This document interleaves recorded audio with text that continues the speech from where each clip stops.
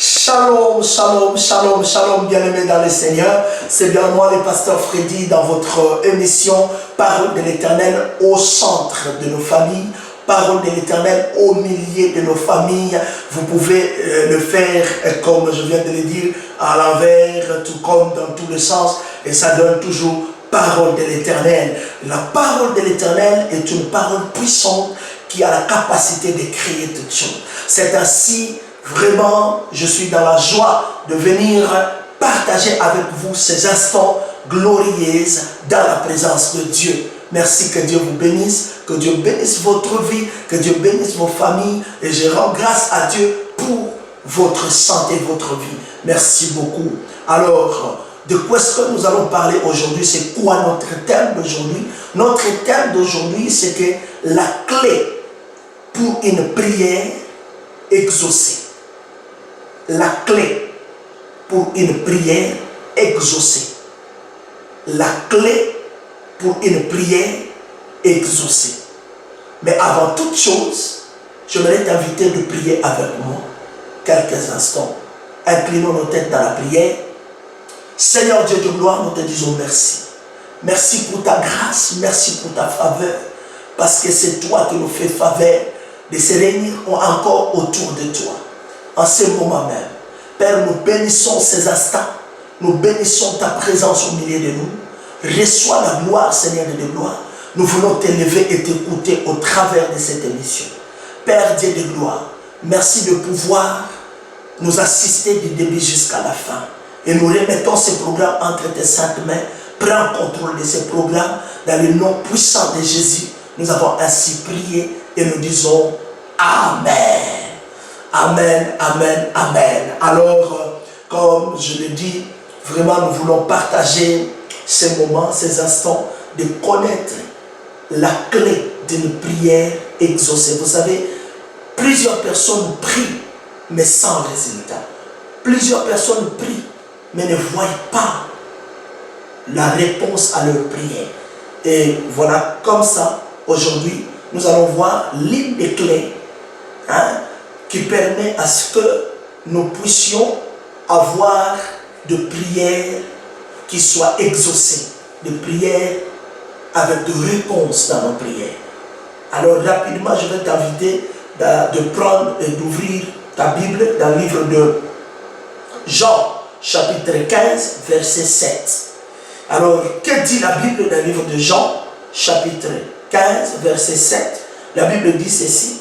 Si vous demeurez en moi et que mes paroles demeurent en vous, demandez ce que vous voudrez et cela vous sera accordé. Amen. Bien-aimés dans le Seigneur, ici, Dieu veut nous parler de ce qu'il désire. Et même ces paroles, c'est les paroles de Christ lui-même que Jean, l'apôtre Jean a repris.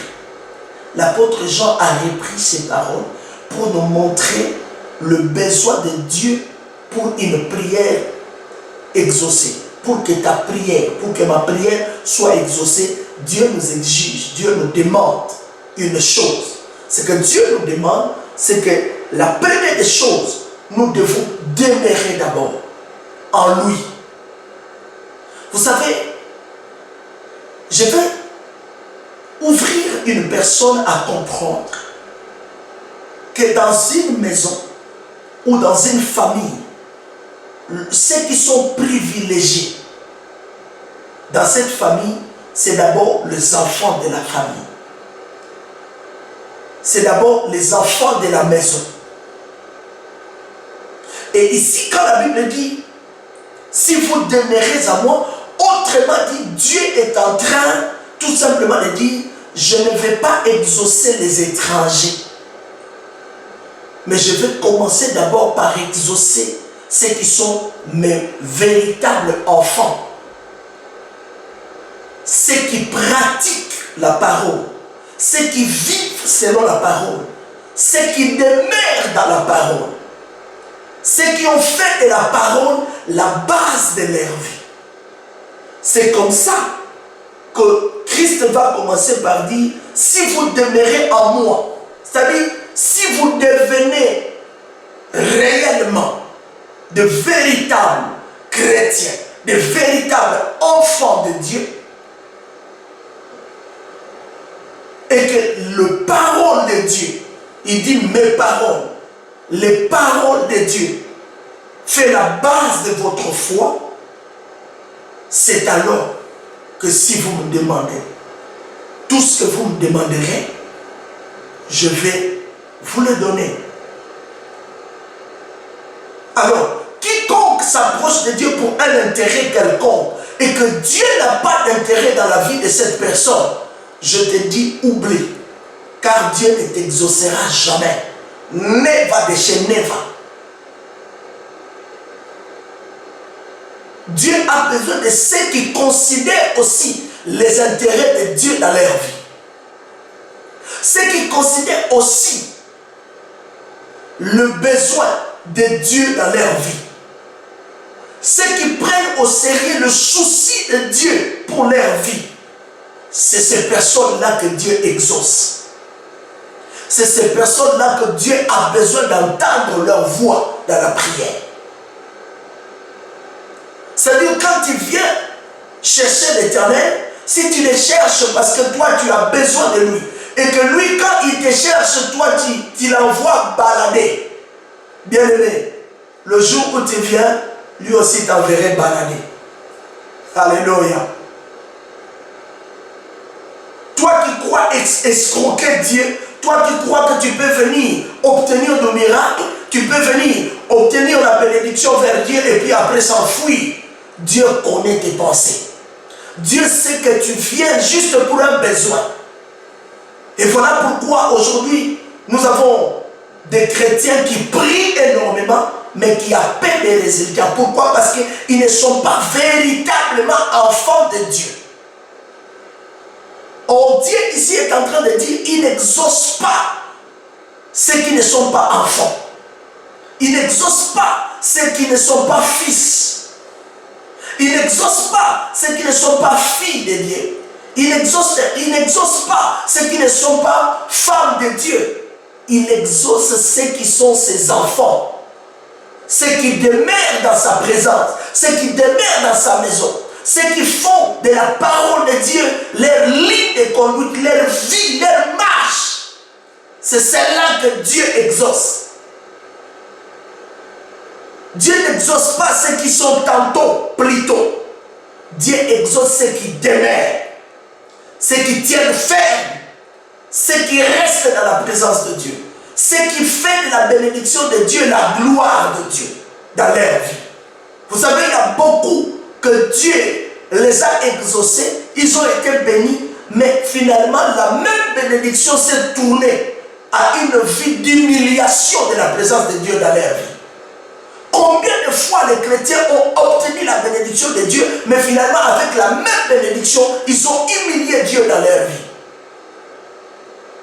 Voilà pourquoi ici Christ commence d'abord par parler, parce que Christ savait qu'il y a eu plusieurs personnes qui l'ont suivi, parce qu'ils ont mangé du pain, parce qu'ils ont vu des miracles, mais ils ne sont pas restés avec lui. Et il dit aux disciples là, il dit maintenant, celui qui voudra avoir une prière exaucée doit commencer par être d'abord le fils, la fille, la maman, le papa de la maison, celui qui doit rester dans ma présence. Toi qui crois que tu peux venir escroquer Dieu et que Dieu ne connaît pas les intentions, je te dis, tu es en train de te tromper toi-même. Dieu a besoin de ceux qui passent les intérêts de Dieu devant et puis ensuite leurs propres intérêts. Mais quand tu viens avec d'abord que Dieu réalise tes intérêts, après toi tu feras celle de Dieu, Dieu n'est pas pour toi. Dieu n'est pas pour ce genre de personnes. Dieu est pour ceux qui commencent d'abord par les intérêts de Dieu et puis Dieu va voir ensuite. Voilà pourquoi il dit, cherchez premièrement le royaume de ciel et le reste vous sera donné par-dessus tout. Voilà pourquoi je viens dire à quelqu'un, si tu commences d'abord à considérer ta vie spirituelle comme une vie qui doit être réelle, qui doit être une vie réelle et normale que tu dois vivre, c'est alors que ta vie physique, Dieu va s'en charger et Dieu prendra soin de toi. Dieu va te répondre parce qu'il sait que tu as compris que tu n'es pas éternel sur terre et qu'un jour il faut que tu retournes, mais Dieu ne veut pas te perdre. Dieu veut que tu puisses retourner vers lui. Voilà pourquoi il veut que tu demeures dans sa présence et que lui fait de ta vie humaine, de ta vie sur terre, une vie glorieux, une vie de paix, une vie de joie, une vie de bénédiction. Bien-aimé, si tu veux que tes prières soient exaucées, commence par demeurer dans la présence de Dieu et faire de la parole de Dieu ta vie, ta ligne de conduite, ta ligne de marche. Et tu verras que l'Éternel te bénira. Voilà, c'est ainsi que vraiment nous arrivons à la fin de ce message. Que Dieu vous bénisse. Partagez ce message, partagez-le parce que quelqu'un a besoin d'être exaucé dans sa prière et au travers de ce message, il va comprendre comment se tenir dans la présence de Dieu et Dieu le bénira. Merci beaucoup, que Dieu vous bénisse. Mais avant toute chose, nous allons prier et ensuite nous allons nous séparer. Que Dieu vous bénisse. Prions. Seigneur Dieu de gloire, nous te disons merci pour cette révélation. Bénis mon frère, bénis ma sœur qui a écouté et qui a compris cette révélation, qu'il le mette en pratique afin de voir ta gloire, tes miracles et tes prodiges couler dans sa vie, Seigneur de gloire. Merci Père éternel de pouvoir nous révéler ta grâce, ta faveur, Seigneur. Soutiens-nous et continue à nous donner encore, Seigneur, et encore le révélation pour enfin que nous puissions avancer vers ta perfection dans le nom puissant de Jésus. Nous avons ainsi prié et nous disons Amen. Que Dieu vous bénisse. À la prochaine. Merci beaucoup.